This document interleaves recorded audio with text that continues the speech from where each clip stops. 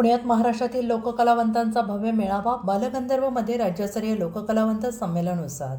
दिनांक 28/6/2026 रोजी बालगंधर्व नाट्यगृह पुणे येथे समरसता आणि सांस्कृतिक संचालनालय मुंबई यांच्या वतीनं महाराष्ट्रातील सर्व क्षेत्रातील लोककलावंतांचे संमेलन पार पडले आणि या संमेलनाला महाराष्ट्रातून कलाकार मोठ्या संख्येनं उपस्थित होते.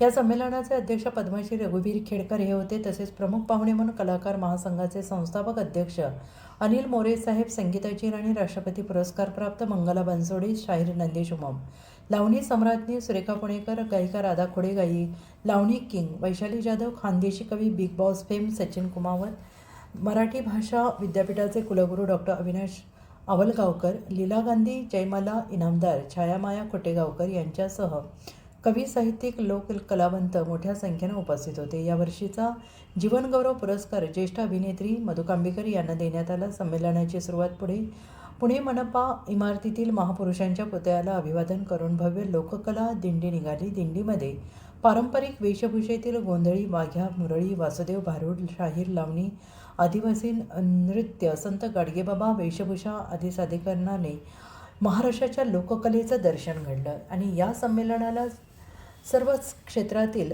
कलाकारांच्यासाठी महत्त्वपूर्ण 7 ठराव करण्यात आले.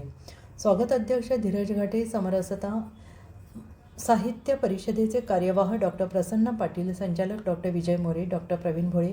या कार्यक्रमाचे प्रास्ताविक धनंजय खुडे आणि जितेंद्र वाईकर यांनी केलं, तर सूत्रसंचालन अक्षय मोरे, डॉक्टर धनंजय भिसे, जितेंद्र वाईकर यांनी केले. हे संमेलन पार पाडण्यासाठी समरसता या संस्थेच्या सर्व पदाधिकारी यांनी फार परिश्रम घेऊन संमेलन पार पाडलं.